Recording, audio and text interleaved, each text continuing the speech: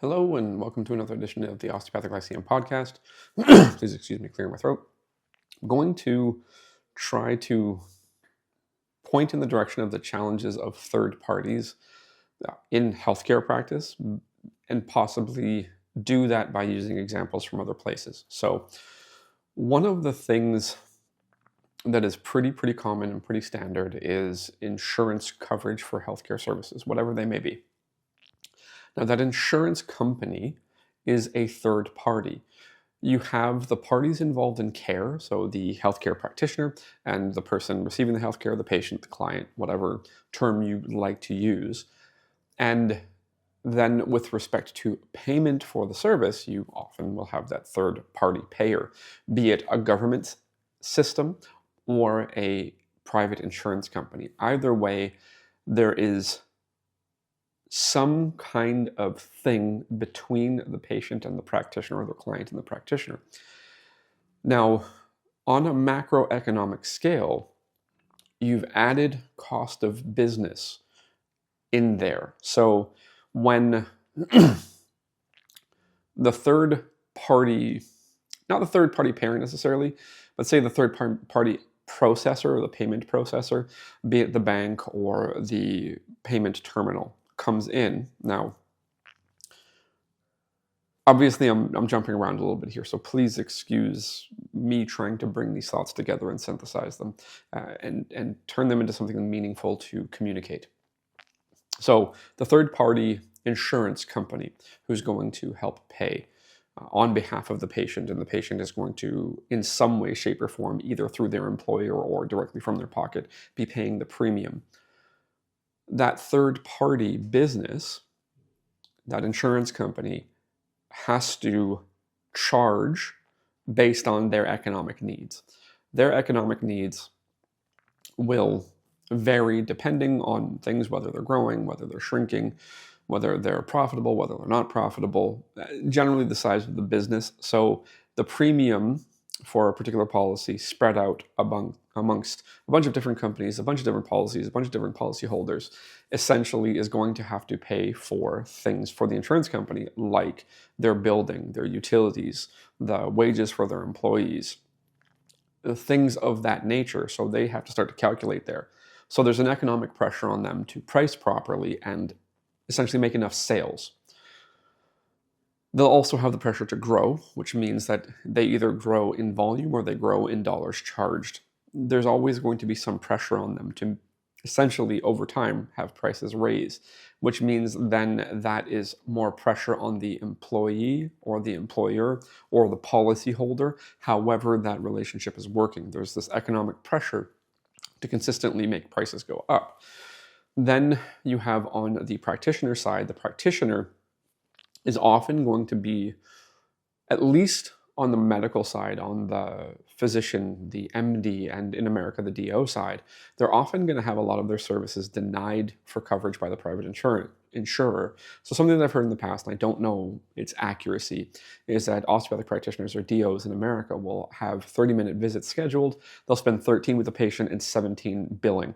And what they tend to do as a strategy is they will find as many hands-on manipulation codes as they can so that they bill more than often they may have actually done, because they know that on average they'll only get paid 70% of what they bill. So the practitioner now has this pressure, this administrative pressure, because they have to interface with a third party.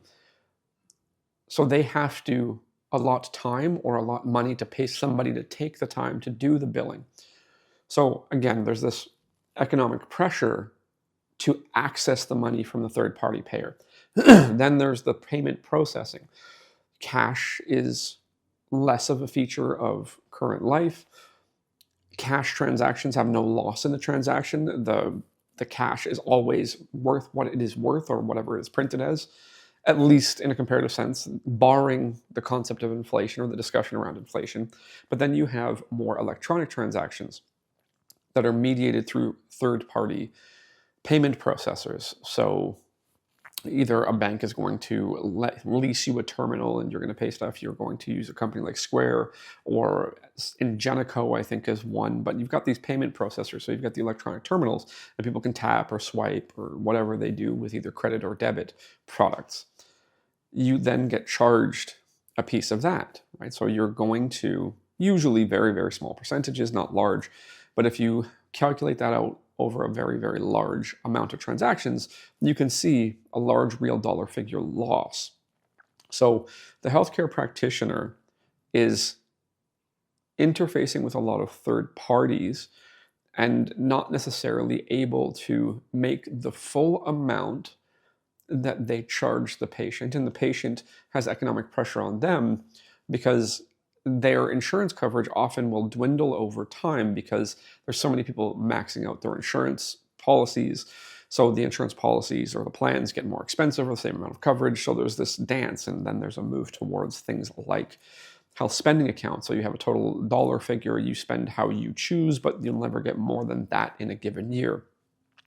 So the insurance companies are responding to how people have been using their complementary alternative healthcare benefits as well as their general medical benefits. So you see this dance between insurance companies, payment processors, people seeking care, and people providing care that gets pretty messy and pretty complicated.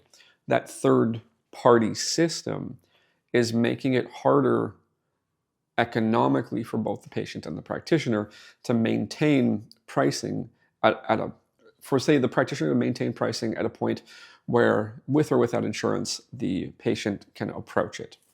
This is, at least in some amount, related to third-party systems. So it feels nice. There's less friction when you don't have to pay out of pocket or when you just tap a card. There's less friction, but there's more cost on all sides because there's these economic pressures that are dancing around. Now, possibly a way to very, very, say, flippantly or colloquially or maybe in an inaccurate way point to this would be something along the lines of an education system, a publicly funded education system. A publicly funded education system will often have a good amount of money for the system, but not a lot of that money necessarily gets to the classroom in many cases. A lot of that money may get caught in a school board. I was speaking with a PhD with a postdoc, 2 master's degrees, and he's a track and field coach. He's a track and field coach of a world champion and many-time national champions, like all kinds of accolades that this individual has. He was talking about particular countries' bureaucracy when he arrived in that country. So in 1996, he said there was 8 board members on the national governing body. Today, apparently, there's somewhere between 82 and 86 board members. So from 1996 to 2024, you see this burgeoning of bureaucracy, this burgeoning of cost to run something with no more money going to the actual provision of that service. So school boards seem to operate like that. Athletic governing bodies seem to work like that. You have this ever-increasing cost to run the bureaucracy and run the administration, and less money available for the direct service. Now, my understanding is that something similar has happened in healthcare. Healthcare is not the proper term, but for physicians and administration. So I've seen a graphic, and I don't know if it's specifically in hospitals or not. I think it may be specifically in hospitals, but since the late 70s until the early 2020s, there was about 150% total increase in physicians within that system, but there was a 13 to 1400 increase in 13 to 1400% increase in administrators in the same amount of time. What that would say is that there is an economic pressure to pay for the administration that has increased heavily, whereas the provision of service hasn't really changed much, say, in relation to population. Population has gone up maybe more than 150%, but physicians have not gone up more than 150%. So there's more money, say, in the healthcare system to pay for the system, to pay for the administration, but not necessarily any increases in the provision of care. So the administration is likely being hired to deal with those third parties, likely being hired to deal with things like billing insurance companies at minimum. because I think the stat that I saw, or the graph that I saw, was primarily aimed at or describing the American context. So I think the general point that I'm attempting to make is that the more administrative requirements that a practitioner has, the more likely they are going to need to engage third parties, which means that the cost to them of providing that service, because they have to pay the third party for whatever service, be it billing, be it payment processing, be it administration, the cost to provide the service goes up, but the ability to provide the service doesn't necessarily go up. And also, they don't always get all the money that they bill. So we get, again, this kind of strange coordination and strange muddiness between the person delivering the service and the person interacting with the service, or requesting the service, or receiving the service.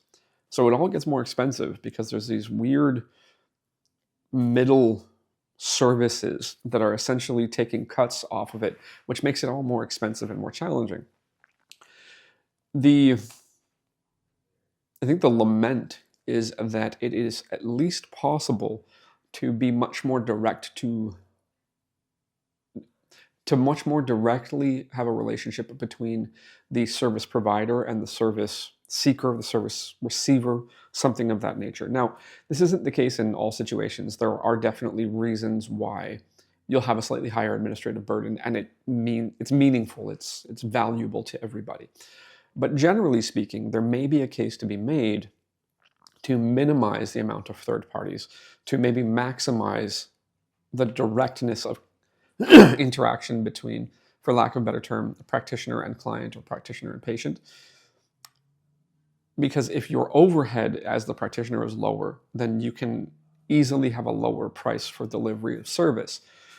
It doesn't always work, but there's at least a case to be made for that on both the microeconomic scale and the macroeconomic scale. So the kind of the big economy and the more local economy. There seems to be a case for that, at least as an option. It is something that I definitely have discussed before, and talking about things like insurance coverage and the billing games. So obviously I think it's valuable, a valuable thing to consider. I don't necessarily know that I'm correct in all details, but I think the general arc of consideration towards maximizing the directness of the contact, or the interaction between the patient and the practitioner, the patient or the client and the practitioner, as I stumble over my words, has value. So essentially minimizing third parties, minimizing payment processing, minimizing insurance interactions, because those things make the whole enterprise more expensive. And then you have the cultural element of people being used to having insurance be part of it, and being used to having electronic transactions being part of the whole deal. I understand their value. I understand the reduction in sensation of friction, but I also am noticing the trend towards those things driving the prices of everything up, because the actual interaction becomes more expensive for the practitioner, therefore it becomes more expensive to the patient. And then we see this consistent, interesting cycle of problems. So hopefully that ramble made some sense. Hopefully there's some cogency to the argument, or maybe a better way to say it is, hopefully the argument is somewhat cogent, it's not too tangential, and that you gain some insight, or maybe some things to consider. So thank you for listening this far, and we'll talk again soon.